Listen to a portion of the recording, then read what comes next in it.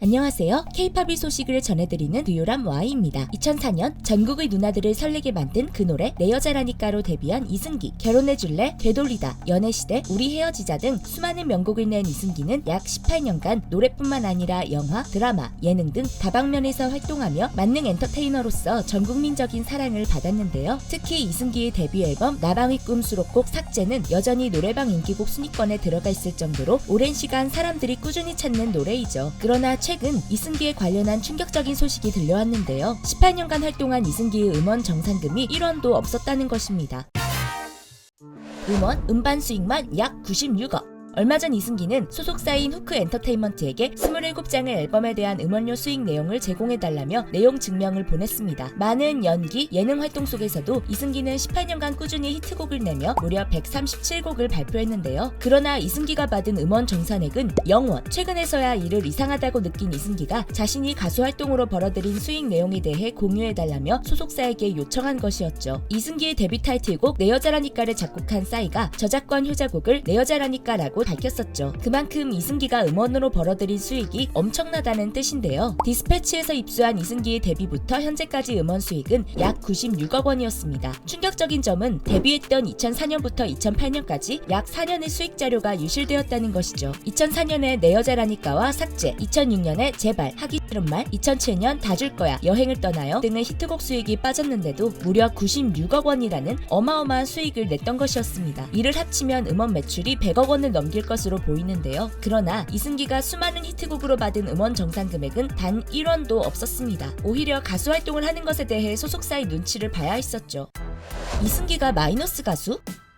이승기는 2021년에서야 처음으로 음원과 음반 수익을 정산받게 됩니다. 2020년 11월 이승기는 성공개곡 뻔한 남자와 정규 7집 더 프로젝트로 오랜만에 컴백했는데요. 뻔한 남자는 멜론 실시간 2위, 월간 30위, 정규 7집의 타이틀곡 잘할게는 멜론 실시간 10위, 월간 73위를 할 정도로 역시 이승기라고 부를 만한 성적을 보여주었죠. 그렇게 벌어들인 돈이 약 2억 3,300만 원. 유통사가 수익을 보장하기 위해 드는 비용인 MG 비용 2억 원을 제외하더라도 이승기는 약 3,300만 원이라는 음원 및 음반 수익을 내고 정산을 받게 된 것이었습니다. 첫 음원 관련 정산을 받고 신이 난 이승기는 가요계 선배에게 자랑하기 위해 문자를 보내게 되었는데요. 그러나 선배에게 기대했던 반응이 아닌 다른 반응이 나왔습니다. 그동안 정산 한 번도 못 받았어? 이승기가 네, 늘 마이너스 가수라고 들어서요 라고 말하자 선배는 이승기의 계약 조건을 물었습니다. 데뷔 당시 후크 엔터테인먼트와 4대6, 이승기가 4위 비율로 시작한 계약은 이승기가 스타가 되어감에 따라 2009년에 6대4, 이승기가 6의 비율로 2017년에는 7대3, 이승기가 7의 비율로 조정되었죠. 이런 비율만 보더라도 이승기가 음원 수익을 못 받았다는 것이 너무 이상한데요. 매출로만 따지게 된다면 2009년에서 2016년까지 이승기가 번 돈의 60%와 2017년부터 2022년까지 번 돈을 합쳐 약 58억 원을 받아야 했기 때문이었습니다. 혹시 앨범을 제작비가 너무 많이 들어서 적자가 난 것이었을까요? 디스패치가 밝힌 바에 의하면 그건 역시 아니었습니다. 디스패치는 2015년 이승기가 발매한 정규 6집 그리고의 제작비를 공개했는데요. 뮤직비디오를 제외한 정규 6집 그리고의 제작비는 약 1억 7,200만 원이었죠. 뮤직비디오의 제작비가 제외된 이유는 당시 뮤직비디오를 제작하기는 했지만 자료 손실로 인해 고작 1분짜리 뮤직비디오만이 공개되었기 때문인데요. 이 앨범으로 이승기가 벌어들인 금액은 약 10억 5,400만 원. 절대 스스로를 마이너스 가수라고 인식할 수 없는 수준이었죠. 그런데 왜 이승기는 스스로를 마이너스 가수라고 알고 있었을까요?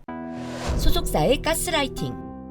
똑똑한 이승기가 눈에 보이는 성적과 체감되는 인기가 있는데 단 한 번도 이상함을 느끼고 정산을 요구한 적이 없었을까요? 이승기도 이전부터 소속사 임원들에게 문의하며 정산에 대해 알아보려 했다고 하는데요. 그러나 소속사의 답변들이 이승기 자신을 스스로 마이너스 가수라고 생각하게 만들었다고 합니다. 소속사는 그동안 이승기가 정산에 대해 물어보면 마이너스 가수인데 어떻게 정산을 해주느냐부터 기자들 선물 비용을 포함한 앨범 홍보 비용에 대한 이야기, 이승기의 팬들은 앨범을 안 산다는 이야기, 이승기가 한물 같다는 이야기 등을 했다고 하는데요. 심지어 스케줄 중에 생긴 식사 비용도 전부 지원해주지는 않았다는 카톡 내용이 공개되었죠. 앞서 이야기한 것처럼 이승기는 마이너스 가수가 될 수 없었고 앨범 홍보 비용 역시 공개된 정규 6집 홍보 비용을 보면 적자가 나올 수준이 아니었는데요. 게다가 이승기의 앨범은 발매된 앨범 수량이 적어 2009년 당시 팬들이 중고나라에서 약 10만 원에 거래할 정도였습니다. 위치에 맞지 않는 대우를 받던 이승기는 드디어 칼을 뽑아 들었는데요. 이승기가 소속사로 내용 증명을 보내다 소속사 대표가 인생을 걸고 이승기를 기필코 죽여버리겠다며 이승기의 매니저에게 막말을 했다고 하죠. 이를 들은 이승기는 자신과 자신의 사람들이 더 무시당하지 않도록 용기를 낸 것이었습니다. 최근 이승기 소속사 후크 엔터테인먼트는 이승기에 대한 문제뿐만 아니라